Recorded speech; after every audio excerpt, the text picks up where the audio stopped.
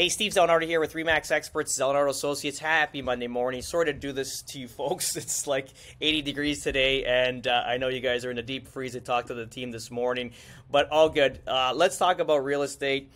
We're actually, it's a holiday today. It's Martin Luther King Day, so we're going to take the day off, send the team home also today, kind of enjoy the weather a bit here, because we had some nasty weather the last couple weeks now. This is like a break, and now we're in the 80s, so it's good to kind of take it all in.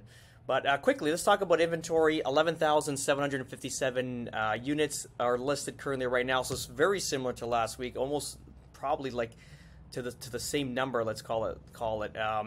Sales. Remember, sales during Christmas, December 18th to the 25th, we had a big influx of sales. It was something like 1,400 to 1,500 sales, and then it kind of tailed down. You saw like 700, 800 sales. 600 sales from the weeks after Christmas, and then last week was a big week. It had 1,416 sales, which is awesome. Talk about expireds. We had 1,949 expired, so down from there too. And then also the terminated listings were 810. Obviously, expired listings, usually a contract runs out to the end, and then either the realtor holds a seller hostage and won't let them out of the deal, and then the seller's going to list it with another agent, or they're just basically not going to put it back on the market. If it's sold, it's sold. If it didn't, then they're just going to keep the house. And then the terminated listings, we always got to remember this is something that if you're doing price adjustments, we usually do a terminated and relist, or it could be an out-of-contract thing too with agents. But that's pretty much it for us too. We locked up a few properties that were sitting for a while, firmed them up over the weekend, which is great. We're taking in 3 new listings this month already. We've already signed contracts. We've got a lot of buzz going on both sides of the border. Even the Florida business here, we have 5 or 6 different clients flying in, all from U.S. and also into Canada, which is great. And then if you kind of look at it, we're already into 5 deals into the month here in Florida, which is obviously it's like the money has unfrozen between Canada and like the Midwest of the United States. So kind of being on both sides of the border, you kind of see the flow, and we're seeing the same optimism on both sides. Obviously, the feds on both sides are talking about, lowering rates and the policy rates, which is obviously fueling a lot of buyers coming back into the market, because, we all know that there's an inventory shortage, and that's even here in Florida, in Toronto, in the GTA, where we're more specifically located. We have that shortage, and, all this is going to take is a little bit of interest rate adjustment, then we're going to go back into bidding war. And we've already heard stories. There was actually a realtor out here on the weekend looking at properties from Toronto, and she mentioned they're already into bidding wars on some of the properties. So it's here. It's going to be a pretty hot year, clearly. We don't have any indication of how the year is going to end. Obviously, buy, sell, do what you got to do. Never hold anything too long based on, we're sort of still, it's obviously turmoil. We don't know how anything's going to proceed. But, yeah, hold and sell, do what you got to do.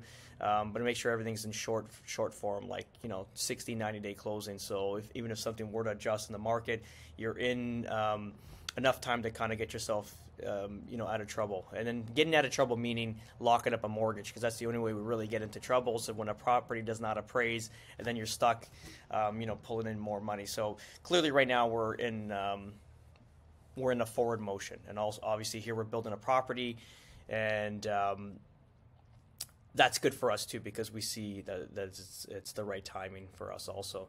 I want to go through a few articles here.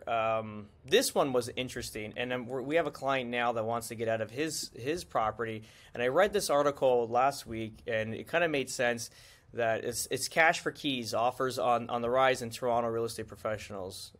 So what's happening is a lot of these tenants, they're starting to basically blackmail the landlords.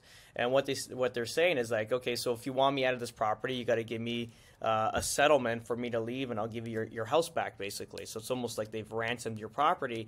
And some of these landlords are paying huge fees, like $5, $10, $15, $20, $30,000 to get their tenants out, and obviously dependent on the amount of rent. But even on smaller, let's say semi-detaches up in Alliston, let's say like something like that, that's worth about, let's say in today's market, like $700,000-800,000, they're paying these tenants like $5,000 to $8,000 just to kind of get out. And if you're a small time landlord, like a mom and pop shop, which I still am, that's a lot of money coming out of your pocket. Clearly, when a property is not flowing passively, and it's a negative draw on your account clearly because the interest rates. It's a depreciating asset clearly, and then ultimately, it's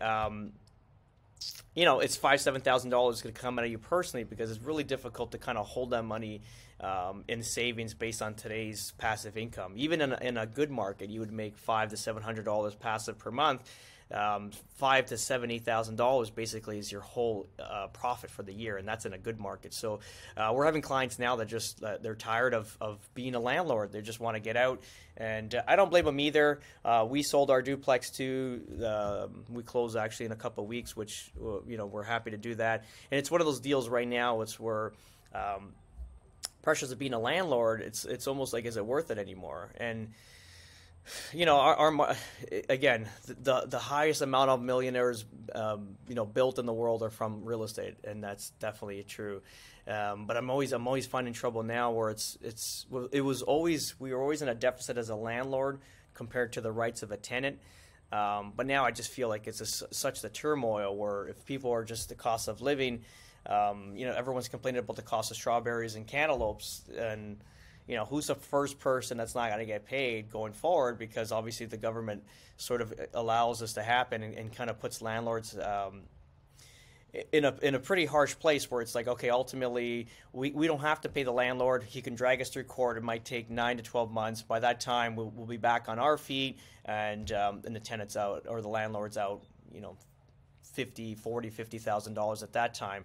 By the time they get us out, and then they might even have to pay us in the middle of this, and this is where this comes into effect, the cash for keys, where it's like, okay, you've ransomed the house for 6 months, we'll give you $10,000, $15,000 if you get the hell out, so we can lease this thing out to somebody else because you're not paying. And this is starting to happen, and there's a big movement going on. I don't know if you saw, there's some demonstrations in Toronto where it's like, stick it to the landlord kind of thing. They're like walking around with their billboards, and it's kind of scary where you're putting everything on the line, all your hard-earned money, and then ultimately you got people just trying to take advantage of you and ransom your hard-earned investment or money. So that's pretty much it, guys. Have an amazing day. We will talk this week for sure. We got some exciting stuff coming up in Toronto, and we'll keep you posted. Have a good one. Ciao.